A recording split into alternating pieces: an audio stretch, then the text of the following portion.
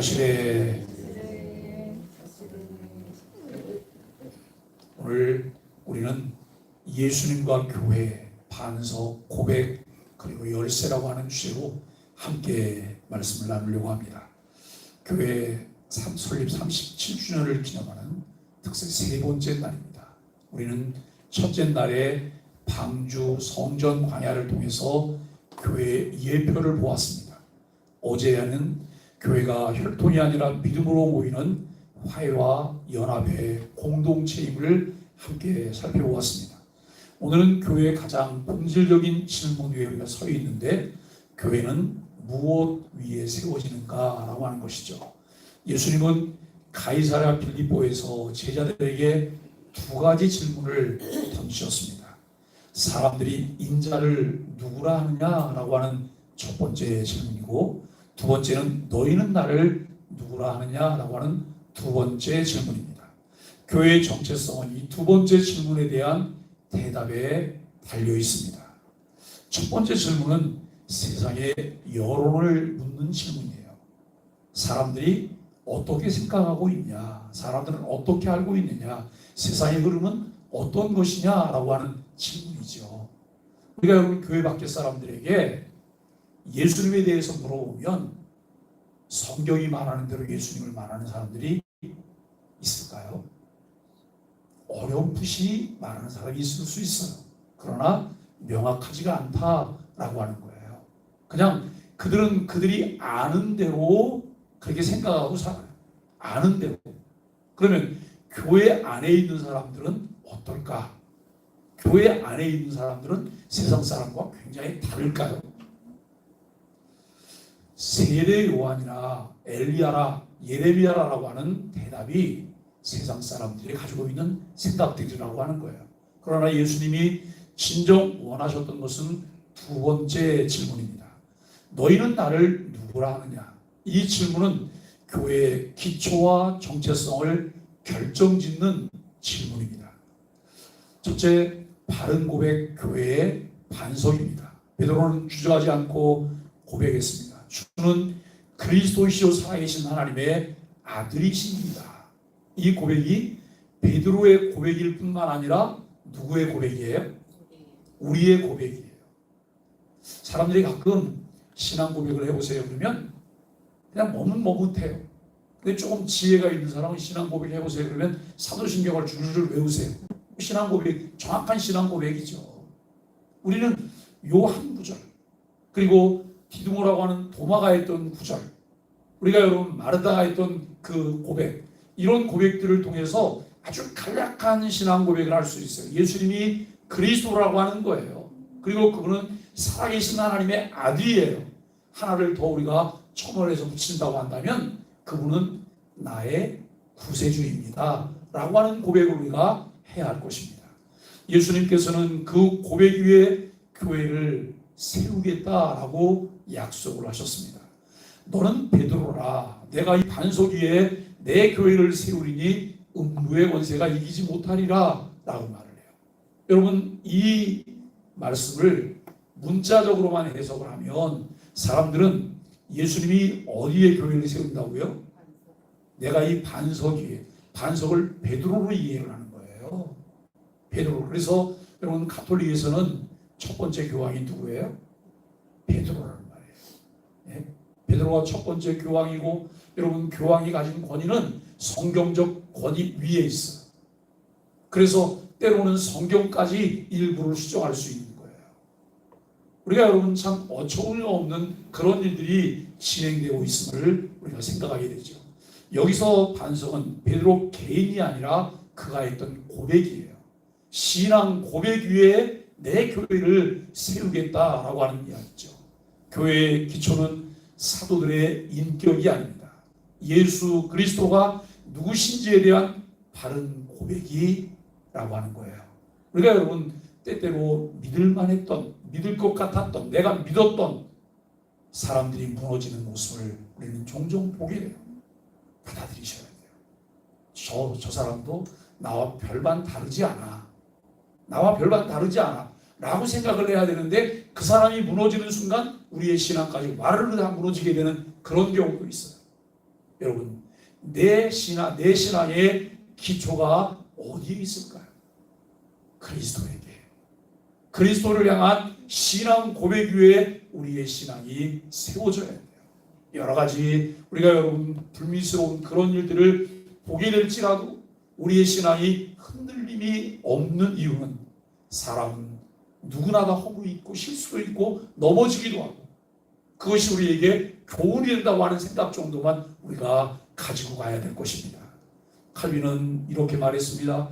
교회의 유일한 기초는 그리스도 자신이며 그 기초 위에서만 교회가 든든히 선다라고 기독교 강요를 통해서 그런 말을 합니다. 즉 교회의 정체성은 예배당 건물이나 전통 혹은 목회자의 카리스마가 아니라 오직 그리스도가 주시라고 하는 고백이 있다고 하는 거예요. 다 그렇게 믿으시죠? 네. 여러분, 교회당 건물이 필요해요. 교회가 전통도 필요해요. 그리고 여러분 목회자의 카리스마도 필요해요. 그러나 그것보다 더 중요한 것이 무엇이냐면 그리스도가 주라고 하는 고백 위에 세워진 바른 정체성이에요. 나는 매일 주는 그리스도라고 고백하며 살고 있는가라고 하는 거예요. 우리가 입으로 고백하지 않아도 삶을 통해서 여러분 그 사고와 행위를 통해서 주님이 그리스도임을 고백하는 그런 삶을 살 수 있게 되기를 바랍니다. 내 신앙의 중심은 교회 출석이나 봉사가 아니라 그리스도 자신인가? 라고 하는 질문을 해보아야 돼요. 바른 신앙의 고백에 따라서 신앙적 열심을 품는 것은 매우 귀한 일이에요. 우리가 여러분 분명한 정체성을 가지고 예수 그리스도가 나의 구세주라고 하는 사실을 믿을 때 여러분 자연스럽게 우리는 신앙적인 열정을 갖게 돼요. 더 넓게 보게 될 뿐만 아니라 마땅히 내가 감당해야 될 사명이 무엇인지를 깨닫게 되는 거예요. 그 내가 우리 가운데 있게 되기를 바랍니다. 두 번째는 천국 열쇠인데 천국 열쇠는 교회의 권세를 말하고 있습니다. 예수님 말씀하십니다. 내가 천국 열쇠를 내게 주리니 내가 땅에서 무엇이든지 내면 하늘에서도 매일 것이고 내가 땅에서 무엇인지 풀면 하늘에서도 풀리리라 라고 말씀하십니다. 열쇠는 닫힌 것을 열어요. 묶인 것을 풉니다. 열려있는 것을 잠그는 권세를 의미하게 된다고 하는 것이죠. 교회에 주어진 권세는 인간적인 권력이 아니에요. 하늘의 뜻을 땅에 드러내는 책임인 것을 알게 돼요. 여러분 유명한 설교가 로이드 존스라고 하는 분은 이렇게 말을 했어요. 천국의 열쇠는 인간이 임의로 행사하는 권리가 아니라 하나님의 말씀을 통해 사람들을 천국에 들어가게 하거나 막는 권세다라고 말을 해요. 즉 교회의 권세는 복음을 선포하여 죄인을 회개로 부르며 성도들을 말씀으로 묶고 자유케 하는 권세가 교회에게 주어진 권세라는 거예요. 여러분 열쇠를 내게 주겠다라고 하는 것은 바른 신앙 고백에 세워진 교회에게 이 권세가 주어졌다는 거예요. 오늘날 교회가 교회다워지기 위해서 필요한 것이 무엇일까요? 신실하게 하나님의 말씀을 선포하는 거예요. 신실하게 하나님 말씀을 선포하고 여러분 정당하게 이제 이 성례를 거행하고 권징을 집행하는 이런 일들을 통해서 교회 권세가 드러날 수 있는 것이죠. 웨스트민스터 신앙고백서 25장도 교회 권세는 오직 말씀과 성례와 권징을 통해 그리스도의 뜻을 드러내는 것이다 라고 정리를 하고 있습니다. 나는 내 신앙생활 속에서 교회 권세를 내 뜻을 이루는 힘으로 오해하지 않았는가 라고 하는 거예요. 우리가 여러분 교회에서 역할을 맡으면 어떤 사람은 그것을 완장이라고 생각해요. 교회에서 역할을 맡으면 그 역할은 섬김과 책임이에요. 섬김과 책임. 정말 온 마음을 다해서 주님이 하시듯이 주님께서 우리에게 위임해 주셨기 때문에 주님이 하시는 것처럼 섬기는 그런 마음의 자세가 필요해요. 그 일을 통해서 주님의 교회를 세우고자 하는 하나님께서 맡겨주신 일에 대한 책임이 우리에게 있다는 거예요. 그런데 여러분 내 힘을 자꾸 자랑하려고 해요. 내가 무엇인가를 하려고 해요. 내 임의대로, 내 생각대로 내 뜻을 관철하려고 하는 이런 어리석은 모습들을 때때로 우리에게 찾아볼 수 있다고 하는 것이죠. 나는 복음을 통해 죄의 결박에서 풀려나는 은혜를 실제로 경험하고 있는가? 우리가 여러분 옛날에 많이 불렀던 복음성가 중에서 나 자유 얻었네, 너 자유 얻었네, 그 복음성가 아시죠? 정말 복음 안에서 자유함을 얻으셨어요?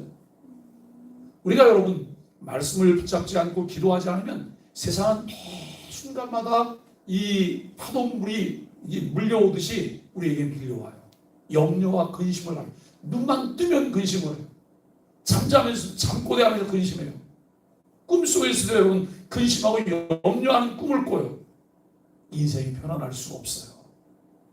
그런데 말씀을 붙잡으면 말씀 가운데서 그분에게 맡겨드려요. 그리고 참 자유함을 얻게 되는 거예요. 그리스도 안에서 누리게 되는 참 평강을 누리는 우리의 삶이 되기를 바랍니다. 세 번째, 교회 시험이에요. 은혜로운 신앙 고백했잖아요. 그리고 칭찬도 들었어요. 그 신앙 고백 이후에 내 교회를 세우겠다, 주님의 교회를 세우겠다고 하는 주님께서 말씀도 하셨어요. 이렇게 은혜롭게만 계속 나가면 얼마나 좋겠어요. 베드로의 마음은 1.1핵도 여러분 변한 게 없어요. 주님을 생각해요. 주의 나라를 생각해요. 그런데 초점이 맞지 않는 부분이 가끔 생기는 거예요. 여러분, 이 고백은 맞아도 길은 사람의 이길 수 있다라고 하는 거예요. 이 말은 무슨 말이에요? 놀랍게도 베드로는 위대한 고백 직후에 시험에 빠지게 돼요. 예수님이 십자가의 일을 말씀하셨을 때 베드로가 항변해요. 베드로는 이 항변을 할 때 예수님을 생각해서 여러분 그 말을 해요. 분명히 예수님을 생각했고 여러분 예수님을 사랑하기 때문에 이렇게 항변한 거예요. 주여 그리 마옵소서. 이 일이 결코 주께 미치지 아니하리이다. 여러분 이 말에 흠이 있어요? 우리가 볼 때 흠이 없는 거예요. 얼마나 주님을 생각해요? 왜 주님이 여러분 십자가에 못 박히는 순환을 당하셔야 되냐는 말이에요. 그런 일은 있을 수 없다는 거예요. 일어나서도 안 된다는 거죠. 예수님은 그를 책망하세요. 사단아, 내 뒤로 물러가라. 너는 나를 넘어지게 하는 자로다. 너는 나를 넘어지게 하는 자로다. 누군가 와서 내게 달콤한 말을 해요. 여러분 그리고 이제 나를 이렇게 쓰다듬으면서 얼마나 힘들었냐고 그 사람이 그렇게 말해서 얼마나 이 말을 너무 좋아하지 마세요. 칭찬에 약한 사람은 칭찬 때문에 넘어져요. 칭찬 때문에. 늘 여러분 위로에 약한 사람은 위로 때문에 넘어지는 거예요. 그 위로가 정말 하나님이 기뻐하시는 위로인지 그저 나를 살짝 덮어주려고 하는 여러분 설탕물인지 우리가 이것을 분별할 수 있어야 될 거예요. 내가 하나님의 일을 생각하지 아니하고 도리어 사람의 일을 생각하는도다라고 말해요. 지금 베드로는 당장 눈앞에서 전개되는 일에만 관심이 있잖아요. 그 일이 이루어진다니까 주님 그러시면 안 된다는 거예요. 근데 예수님은 왜 오셨어요? 예수님은 죽기 위해서 오셨잖아요. 섬김을 받으러 오신 것이 아니라 대속물로 자기 자신을 주기 위해서 오신 거예요. 예수님은 그 일 때문에 겟세마네 동산에서 여러분 고민하여 죽게 되었다고 말씀하시면서 간절한 마음으로 기도하시기도 해요. 그리고 결국 하나님의 뜻대로 순종하는 주님의 모습을 보게 돼요. 여러분 베드로가 정말 깊은 신앙 고백을 했지만 아직까지 여기까지 이르는 그런 수준에는 믿지 못하고 있다라고 하는 거예요. 고백은 하늘이었지만 그의 방식은 사람이었어요. 교회는 언제든지 이 위험에 빠질 수 있다는 거예요. 고백은 바르지만 실제 삶의 방식은 사람의 방법을 따를 때가 많이 있다는 거예요. 보네포는 나를 따르라 해서 이렇게 말해요. 그리스도를 고백하면서 십자가를 거부하는 것은 결국 값싼 은혜를 따르는 것이다 라고 말을 해요. 보네포는 아주 젊은 나이에 순교를 당했던 여러분 목회자예요. 여러분 그가 젊은 나이에 순교를 당했지만 그를 통해서 얼마나 여러분 귀한 것들이 많이 남겨졌는지 몰라요. 교회의 진짜 시험은 고백과 십자가 사이에서 일어난다라고 하는 거예요. 우리도 고백할 수 있어요. 그래서 늘 하나님께 이렇게 기도해. 하나님, 너무나 부족하고 연약하지만 언행일치의 삶을 살아가게 해주세요. 언행일치의 삶을 살아가게 해주세요. 어떤 분들은 여러분 이렇게 비난하는 분들도 있더라고요. 에휴, 설교는 방실하게 잘해놓고 자기는 그렇게 안 살더라. 자기는 그렇죠. 저나 여러분이나 뭐가 다를 게 뭐가 있겠어요. 네? 말씀을 선포해야 되고 가르쳐야 되니까 여러분 그 말씀을 바르게 가르치는 거예요. 그리고 단 하나 그 말씀대로 살려고 부단히 애를 쓰며 살아요. 그런데 때때로 부서지고 무너지고 넘어지기도 해요. 함께 자라가는 거예요. 함께. 우리가 오늘도 연약함을 주께 맡기면서 하나님의 은혜를 구할 수 있게 되기를 바랍니다. 네 번째는 제자의 길인데 제자의 길은 자기 부인과 십자가의 길입니다. 예수님은 이어서 제자들에게 말씀하시죠.